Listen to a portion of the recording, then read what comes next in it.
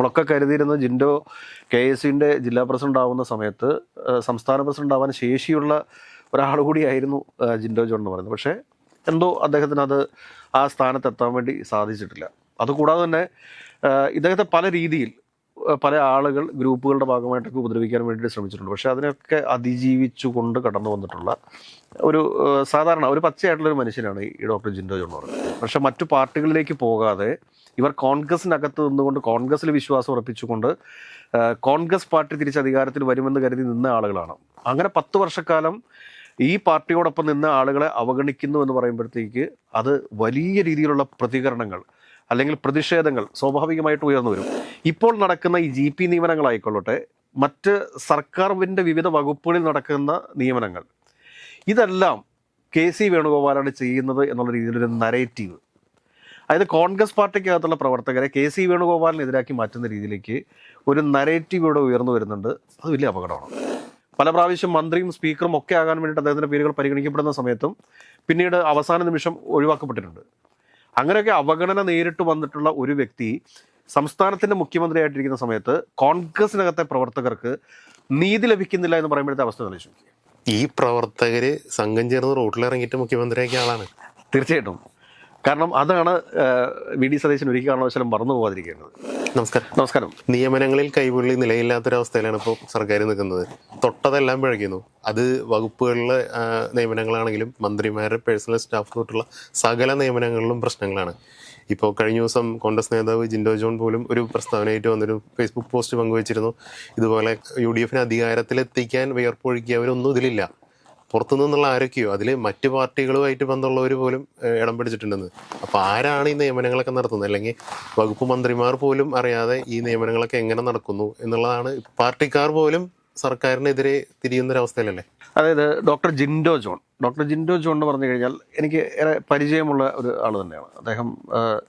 ഞാൻ യൂത്ത് കോൺഗ്രസിൻ്റെ മണ്ഡലം പ്രസിഡൻ്റായിട്ട് കുറച്ച് നാൾ ഇരുന്നിട്ടുള്ള അയ്യമ്പുഴ പഞ്ചായത്തിൽ നിന്ന് വളരെ ഗ്രാമീണ മേഖലയിൽ നിന്നുള്ള ഒരുപാട് കഷ്ടപ്പാടുകളൊക്കെ അനുഭവിച്ച് വളർന്നു വന്ന, സ്വന്തം കഴിവുകൊണ്ട് മാത്രം ഒറ്റയ്ക്ക് വഴിവെട്ടി വന്ന ഒരു തന്നെയാണ് ജിൻഡോ ജോൺ എന്ന് പറയുന്നത്. ഇന്നിപ്പോൾ അദ്ദേഹം ജില്ലാ പഞ്ചായത്ത് ഡിവിഷനിൽ നിന്നും ജില്ലാ പഞ്ചായത്ത് മെമ്പറൊക്കെയാണ്. സ്വന്തം കഴിവ് എന്ന് മാത്രമേ പറയാൻ സാധിക്കുന്നുള്ളൂ. ഒരുപാട് പേര് പല രീതിയിൽ ജിൻഡോയെ ഒതുക്കാൻ വേണ്ടിയിട്ട് ശ്രമിച്ചിരുന്നു. ഇതാണ് നമ്മൾ മനസ്സിലാക്കാനായിട്ട്. നമ്മളൊക്കെ കരുതിയിരുന്ന ജിൻഡോ KSUവിൻ്റെ ജില്ലാ പ്രസിഡന്റ് ആവുന്ന സമയത്ത് സംസ്ഥാന പ്രസിഡന്റ് ആവാൻ ശേഷിയുള്ള ഒരാൾ കൂടിയായിരുന്നു ജിൻഡോ ജോൺ എന്ന് പറയുന്നത്. പക്ഷേ എന്തോ അദ്ദേഹത്തിന് അത് ആ സ്ഥാനത്തെത്താൻ വേണ്ടി സാധിച്ചിട്ടില്ല. അതുകൂടാതെ തന്നെ ഇദ്ദേഹത്തെ പല രീതിയിൽ പല ആളുകൾ ഗ്രൂപ്പുകളുടെ ഭാഗമായിട്ടൊക്കെ ഉപദ്രവിക്കാൻ വേണ്ടിയിട്ട് ശ്രമിച്ചിട്ടുണ്ട്. പക്ഷേ അതിനൊക്കെ അതിജീവിച്ചുകൊണ്ട് കടന്നു വന്നിട്ടുള്ള ഒരു സാധാരണ ഒരു പച്ചയായിട്ടുള്ളൊരു മനുഷ്യനാണ് ഈ ഡോക്ടർ ജിൻഡോ ജോൺ എന്ന് പറയുന്നത്. അപ്പോൾ അദ്ദേഹത്തിനൊരു ഫേസ്ബുക്ക് പോസ്റ്റ്, ഇതിനു മുമ്പ് മുഖ്യമന്ത്രി VD സതീശൻ സത്യപ്രതിജ്ഞ ചെയ്യുന്ന സമയത്ത് മേനോൻ എന്ന പദം ഉപയോഗിച്ച സമയത്തും വളരെ നിലപാടുകളിൽ ഉറച്ചു നിന്നുകൊണ്ടുള്ള ഒരു ഫേസ്ബുക്ക് വിമർശനം ഇദ്ദേഹത്തിൻ്റെ ഭാഗത്തുണ്ടായിരുന്നു. എല്ലാവർക്കും അറിയാവുന്ന പോലെ ഈ കോൺഗ്രസിന് വേണ്ടിയിട്ട് ടെലിവിഷൻ ചാനലുകളിൽ വന്നിരുന്ന് വളരെ ശക്തമായിട്ട് കോൺഗ്രസിനെ ന്യായീകരിക്കുന്ന ഒരു ആളുകൂടിയാണ്, ഒരു വക്താവ് കൂടിയാണ് ഇദ്ദേഹം എന്നുള്ളത് നമ്മൾ പറഞ്ഞു പോകരുത്.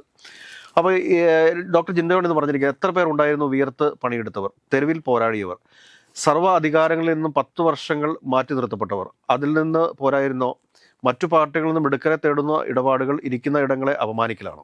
അതായത് BRM ഷഫീർ, അഡ്വക്കേറ്റ് വസന്ത് തെങ്ങുംപള്ളി, അപ്പോൾ നമുക്ക് അറിയാവുന്ന ചില ആളുകൾ, ഇവർ രണ്ടുപേരും പരസ്യമായിട്ട് തന്നെ എനിക്ക് തോന്നുന്നു പോസ്റ്റുകൾ വരെ ഇട്ടിരുന്നു. കോടതിയിലേക്ക് തിരിച്ചു പോകുന്നതായിട്ടുള്ള രീതിയിലുള്ള ഫോട്ടോസൊക്കെ പുറത്തേക്ക് വന്നതാണ്. കൂടെ ഉണ്ടായിരുന്ന പ്രവർത്തകരെ അപമാനിക്കലാണ്. ഒരുപാട് അർഹരും മിടുക്കരും ഇന്നും ഇതിനകത്തുണ്ടെന്നേ, അവരെ അവഹേളിക്കരുത്, കൂട്ടത്തിലും കൺമുൻപിലും ഉള്ളവരെ കാണാതെ ശുപാർശകളിലെ പ്രമുഖരെ മാത്രം കാണരുത്, എല്ലാം അറിയുന്നവർ ചിലത് അറിയാതെ പോകുന്നത് ശ്രദ്ധക്കുറവ് കൊണ്ടാകാം. പക്ഷേ ശ്രദ്ധക്കുറവുകളുടെ തുടർച്ചകൾ ഉണ്ടായാൽ തക്കം പാർത്തിരിക്കുന്ന ശത്രുക്കൾക്ക് അതെല്ലാം ആയുധമാകും. അപ്പോൾ ഇതിങ്ങനെ വിശദമായിട്ട് കുറേയധികം കാര്യങ്ങളുണ്ട്. അത് കൃത്യമായിട്ടുള്ള അദ്ദേഹത്തിൻ്റെ നിലപാടാണ്. ഇതിനെ പാർട്ടി അച്ചടക്കമായിട്ടൊന്നും കാണാൻ സാധിക്കുന്നില്ല. വളരെ കൃത്യമായിട്ട് തന്നെയാണ് അതിനകത്ത് കാര്യങ്ങൾ അദ്ദേഹം പ്രതിപാദിച്ചിട്ടുള്ളത്. അപ്പോൾ ഇതിനകത്ത് കുറേയധികം എല്ലാം പോസിറ്റീവായിട്ടുള്ള കമൻസ് ആണ്. ഇതെല്ലാം കോൺഗ്രസ് പ്രവർത്തകരുടെ യഥാർത്ഥമായിട്ടുള്ള അവരുടെ മനസ്സിൽ നിന്ന് വരുന്ന കാര്യങ്ങളാണ്. എനിക്കത് ഞാൻ 2 മാസം മുമ്പ് ഇതേ രീതിയിൽ നമ്മളിപ്പം VD സതീശൻ്റെ പ്രവചനവുമായി ബന്ധപ്പെട്ടിട്ട് നമ്മളെ ട്രോളുന്ന ഒരുപാട് പേരുണ്ട്, അതെന്നുള്ള കാര്യമൊക്കെ നമുക്കറിയാം. പക്ഷേ ഞാൻ 2 മാസം മുമ്പ് ഈ തെരഞ്ഞെടുപ്പിൻ്റെ റിസൾട്ട് വരുന്നതിന് ഒരു 15 ദിവസം മുമ്പ് കോൺഗ്രസ് മന്ത്രിസഭ അധികാരത്തിൽ വന്നു കഴിഞ്ഞാൽ എന്തായിരിക്കും ഈ നാട്ടിൽ നടക്കാൻ പോകുന്നത്, അതായത് കോൺഗ്രസ് പ്രവർത്തകർക്ക് ഉണ്ടാകാൻ പോകുന്ന അവസ്ഥ എന്താണെന്ന് കൃത്യമായിട്ട് വിവരിച്ചിട്ട് നമുക്കിന്ന് ആ വീഡിയോ വീണ്ടും ഒന്ന് റീപോസ്റ്റ് ചെയ്യേണ്ട ആവശ്യമുണ്ട്. അപ്പോൾ ഇതിനകത്ത് എനിക്ക് ഏറ്റവും രസകരമായിട്ട് തോന്നിയിട്ടുള്ളൊരു കാര്യം എന്താണെന്ന് വെച്ചാൽ അഡ്വക്കേറ്റ് വർഗീസ് വിനു CJ എന്ന് പറയുന്ന അദ്ദേഹം ഒരു അഡ്വക്കേറ്റാണ്. അദ്ദേഹം എഴുതിയിരിക്കും നമുക്ക് മുഴുവനും വായിച്ചു പോകാതിരിക്കാൻ വേണ്ടി സാധിക്കത്തില്ല. ഒരുപാട് മെസ്സേജുകളുണ്ട് കേട്ടോ, എല്ലാം പോസിറ്റീവായിട്ടുള്ള മെസ്സേജുകളാണ്. GP മാരുടെ ലിസ്റ്റ് വന്നു തുടങ്ങി. ഒരാൾ കോളേജിൽ പഠിക്കുമ്പോൾ കേരള കോൺഗ്രസ് ആയിരുന്നു, ഭാര്യയുടെ അപ്പൻ കോൺഗ്രസ് നേതാവായതുകൊണ്ട് കോൺഗ്രസ് ആയി. ഞാൻ ഉൾപ്പെടുന്ന ലത്തീൻ കത്തോലിക്ക വിഭാഗം സാമ്പത്തികമായും വിദ്യാഭ്യാസപരമായും പിന്നോക്കം നിൽക്കുന്ന ആ വിഭാഗത്തിന്റെ ശബ്ദമായ ആൾ മേയർ വിവാദത്തിലും മന്ത്രിസഭയിൽ പ്രാതിനിധ്യമില്ല എന്ന് വാദിച്ച് കോൺഗ്രസിന് വിവാദം മാത്രം നൽകി. പാവപ്പെട്ട ലത്തീൻ കുടുംബത്തിലെ വക്കീലന്മാരുടെ പേരിന് പകരം സ്വന്തം പേരും വരുത്തി പ്ലീഡറായി ലത്തീൻ സഭയുടെ സ്വീകരണവും വാങ്ങി നടക്കുന്നു. മുൻ MLA സ്വന്തം മോളെ പ്ലീഡറാക്കുന്നു. മുൻ GP മാരായിരുന്നവർ ഇപ്പോൾ പകരം മകളെ വെക്കുന്നു. കോടതിയിൽ പ്രാക്ടീസ് പോലും ചെയ്യാതെ ജോലി ചെയ്ത് നടന്നവർ, കോളേജിൽ പഠിക്കുമ്പോൾ കോൺഗ്രസ് ആണെന്ന് പറയാൻ പോലും മടിയുള്ള ഒരു വോട്ട് പോലും KSUവിന് ചെയ്യാത്തവർ, ILC ആയി ഒരു ബന്ധവും INC ആയിരിക്കും ഉദ്ദേശിക്കുന്നത്, ഒരു ബന്ധവും ഇല്ലാത്തവർ, വക്കീലായ ശേഷം നാട്ടിൽ കോടതിയിൽ കോൺഗ്രസ് അനുഭാവിയാണെന്ന് പറയാൻ പോലും മടി ഉള്ളവർ, GP ലിസ്റ്റ് അനർഹർ മാത്രം കൂടുതൽ. ഒരു ഭൂതകാലം ഉണ്ടായിരുന്നു കോൺഗ്രസിനും അതിൻ്റെ പോഷക സംഘടനകൾക്കും. ഞാനൊക്കെ കോളേജിൽ പഠിക്കുമ്പോൾ തെരുവിൽ പാഠപുസ്തക കാലം, അപ്പോൾ പാഠപുസ്തക സമരം നടക്കുന്നത് ഹൈബി KSUവിൻ്റെ സംസ്ഥാന പ്രസിഡന്റായിട്ടിരിക്കുന്ന സമയത്താണ്. അന്ന് ഹൈബിക്ക് ഉൾപ്പെടെ തല്ലുകൊണ്ടിട്ടുണ്ട്. തെരുവിൽ പാഠപുസ്തക കാലം കഴുത്തിന് മുകളിൽ മാത്രം പോലീസ് അടിച്ചു. ആലുവ SCMS മാർച്ച് SCMS കോളേജിലേക്ക് ആയിരിക്കും. രാഷ്ട്രീയമായി കോളേജിൽ കോൺഗ്രസ് ആയതുകൊണ്ട് ഞങ്ങൾ ആരും കെട്ടുപോയവരല്ല. വക്കീലാകുന്ന മുമ്പും ആദ്യമായി കോടതിയിൽ വന്നത് KSU ആയി പോയതിൻ്റെ പേരിൽ ഉള്ള കേസുകൾക്ക്. ആ കൂട്ടത്തിൽ ഒരാൾ ഇപ്പോൾ DCC വൈസ് പ്രസിഡന്റ്, ഒരാൾ APP, ഒരാൾ പോലീസിൽ CI, മറ്റു പലരും പല ജോലികളിൽ. ചിലർ എന്നെ പോലെ വക്കീൽ. അന്നത്തെ KSUക്കാരിൽ സീനിയറും ചെയർമാനും ആയി ജയിച്ച വിനയ്ക്കും വരുണും ഒഴികെ ആരുടെയും പേർ GP ലിസ്റ്റിലില്ല. KSU ILC പോലുള്ള പ്രസ്ഥാനത്തിൽ പ്രവർത്തിക്കുന്നവർക്ക് ആത്മാഭിമാനം നഷ്ടപ്പെട്ട GP ലിസ്റ്റായി പോയി. 10 കൊല്ലം പ്രതിപക്ഷത്ത് ആയിരുന്നു എന്നുള്ളത് മറന്നുപോയി എന്ന് തോന്നുന്നു നേതൃത്വം. അതിനുശേഷം പിന്നീട് കുറേയധികം ആളുകളുടെ പ്രിയ ജിൻഡോ ചേട്ട, അത് ഒരു PJ ജെറിൽ എന്ന് പറയുന്ന ഒരു കക്ഷി എഴുതിയേക്കുന്നതാണ്. പ്രിയ ജിൻഡോ ചേട്ട, അങ്ങയുടെ ഈ ശക്തമായ നിലപാടിന് നല്ല കാര്യങ്ങളാണ് പറഞ്ഞുകൊണ്ടിരിക്കുന്നത്. നേതൃത്വം എടുക്കുന്ന എല്ലാ തീരുമാനങ്ങളും അണികൾ കണ്ണടച്ച് വിഴുങ്ങും എന്ന് ആരും കരുതേണ്ട. രാഹുൽ ഗാന്ധിയുടെ DNA പരിശോധിക്കണമെന്ന് പറഞ്ഞ PV അൻവറിനും മുൻപ് നമ്മൾ തന്നെ തെരുവിൽ ശക്തമായി പ്രതിഷേധിച്ച ലൈംഗിക ആരോപണ സ്മൃതിയെ PK ശശിക്കും സീറ്റ് നൽകാൻ നേതൃത്വത്തിന് എങ്ങനെ കഴിഞ്ഞു? ഒരു ശൈലേഷ് നിർമ്മല്ലൂർ എന്ന് പറഞ്ഞൊരു ആൾ എഴുതിയേക്കുന്നതാണ്. ഇതെല്ലാം കോൺഗ്രസ് പ്രവർത്തകരുടെയാണ്. അനസ് ആലുവ, അധികാരം കിട്ടുമ്പോൾ ആർത്തുകൂടുന്നവരിൽ പലരും കഴിഞ്ഞ 10 വർഷക്കാലം കാരണഭൂതത്തിന്റെ വാഴ്ത്തുപാട്ടുകളായിരുന്നു. ചിലർ പാതി സംഗീത നിഷ്പക്ഷത തകർത്ത് അഭിനയിക്കുകയുമായിരുന്നു. അവരല്ല ഞങ്ങൾ പ്രവർത്തകരായിരുന്നു മുദ്രാവാക്യത്തിനൊപ്പം നിന്നു. തോറ്റപ്പോഴൊന്നും വേറെ ഇടം തേടി പോകാത്തവരെ മറക്കല്ലേ. ഈ അനസ് ആലുവ കോൺഗ്രസിന് വേണ്ടിയിട്ട് അതിശക്തമായിട്ട് സാമൂഹ്യ മാധ്യമങ്ങളിലൊക്കെ ഇടപെടുന്ന ഒരു കക്ഷിയാണ്. ഇദ്ദേഹത്തിൻ്റെ ഈ ഡയലോഗിന് വലിയ പ്രസക്തിയുണ്ട്. കഴിഞ്ഞ 10 വർഷക്കാലം കോൺഗ്രസിന് കേരളത്തിൽ അധികാരം ഉണ്ടായിരുന്നില്ല. ഈ അധികാരം ഇല്ലാതിരിക്കുന്ന സമയത്തും ഇവരെ പോലെയുള്ള ആയിരക്കണക്കിന് ലക്ഷക്കണക്കിന് പ്രവർത്തകർക്ക് വേണമെങ്കിൽ മറ്റ് പാർട്ടികളിലേക്ക് പോകാമായിരുന്നു. പക്ഷെ മറ്റു പാർട്ടികളിലേക്ക് പോകാതെ ഇവർ കോൺഗ്രസിനകത്ത് നിന്നുകൊണ്ട് കോൺഗ്രസിൽ വിശ്വാസം ഉറപ്പിച്ചുകൊണ്ട് കോൺഗ്രസ് പാർട്ടി തിരിച്ച് അധികാരത്തിൽ വരുമെന്ന് കരുതി നിന്ന ആളുകളാണ്.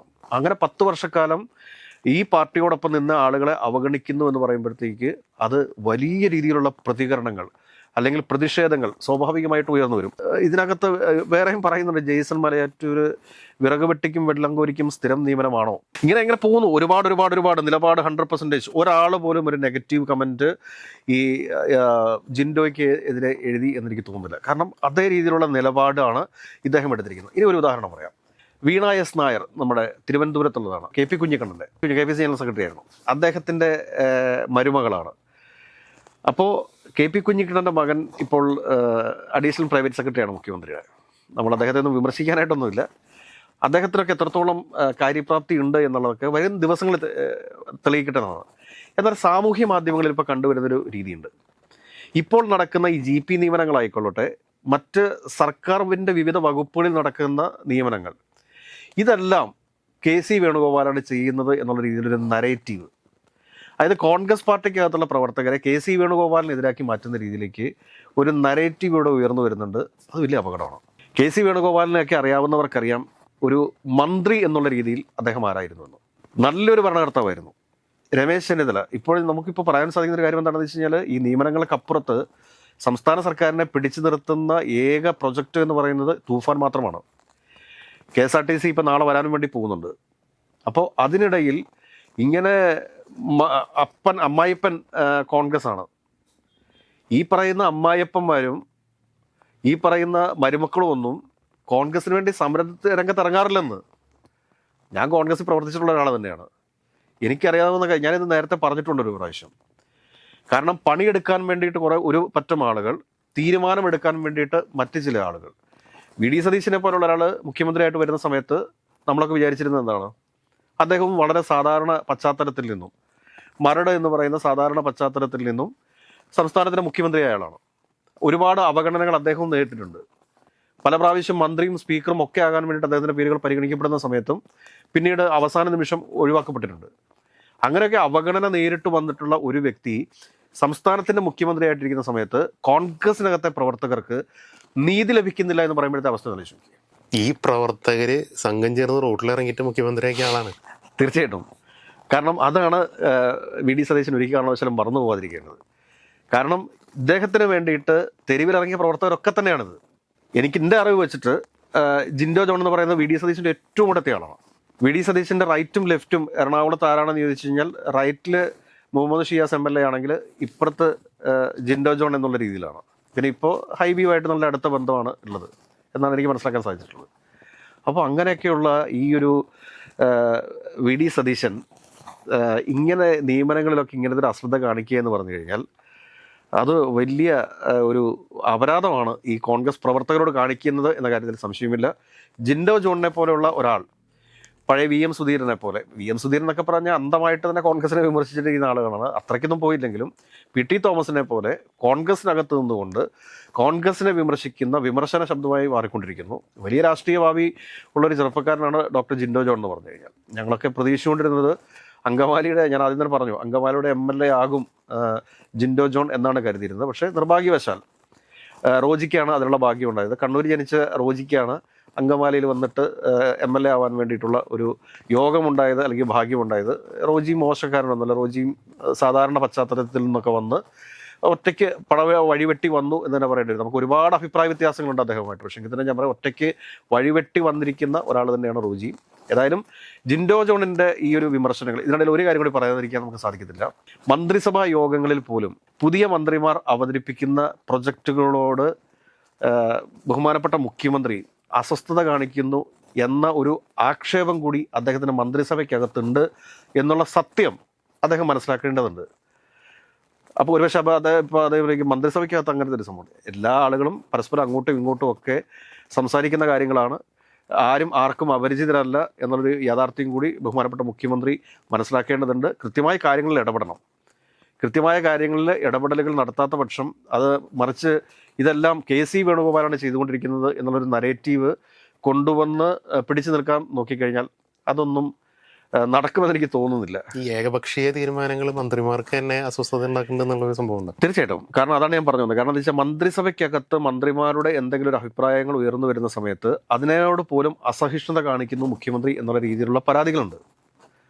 അത് ആ പരാതികളും കൂടി പരിഹരിച്ചു പോകേണ്ട ഉത്തരവാദിത്വം ബഹുമാനപ്പെട്ട മുഖ്യമന്ത്രിക്കുണ്ട്. കാരണം വിസ്മയങ്ങൾ തീർക്കുമെന്ന് പറഞ്ഞു വന്ന ആളാണ്. പക്ഷേ സ്ഥാനമേറ്റ് 22ാമത്തെ ദിവസം തന്നെ വിമർശനങ്ങൾ ഏൽക്കേണ്ടി വരുന്നുണ്ട്. കാരണം കഴിവും പ്രാപ്തിയുമുള്ള ആളുകളെ അല്ല വെക്കുന്നതെങ്കിൽ GPമാരെന്ന് പറഞ്ഞാൽ സ്റ്റേറ്റിന് വേണ്ടിയിട്ട് വാദിക്കേണ്ടവരാണ്. ഈ സ്റ്റേറ്റിന് വേണ്ടി വാദിക്കേണ്ടവരെ നല്ല ആളുകളെ വെക്കാതിരുന്നു കഴിഞ്ഞാൽ സ്റ്റേറ്റ് എല്ലാ കേസുകളിലും തോക്കുന്ന ഒരു കാഴ്ചയുണ്ടാവും.